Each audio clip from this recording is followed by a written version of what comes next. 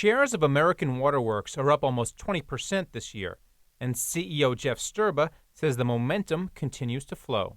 People are realizing that we have a very strong growth profile. We're growing 14% this year to the lowest level of our consensus guidance, and we're forecasting 7 to 10% long-term growth. So I think it's that. I think it's security of a dividend stream, and it's the notion of utility infrastructure safety.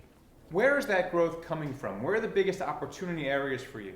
Our primary growth comes from the expansion of our regulated business, where we're investing about $800 to $1 billion a year.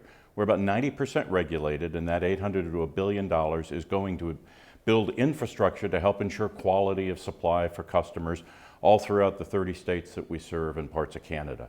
But then in addition, we have some market-based businesses that, for example, provide service, water and wastewater service at military bases. We provide peace of mind to homeowners, a business that's growing over 12% a year, where if you have a water line break going to your house, we take care of it. We keep hearing about shovel-ready projects.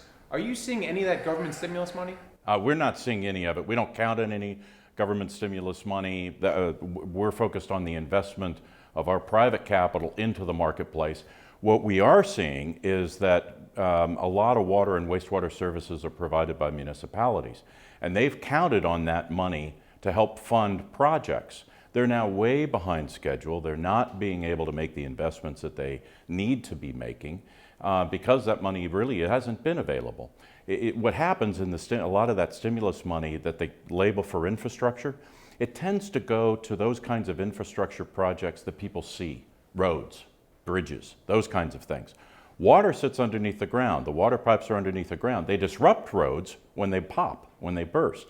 But they typically don't get the same level of funding. And while the world looks to Silicon Valley for innovation, Sturba says new technology is also taking place underground.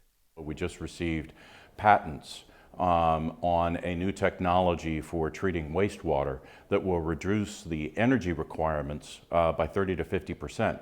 And energy is the second biggest cost after labor that you have in treating water and wastewater. We're seeing a lot of new technologies that we're deploying to help ensure you can detect leaks.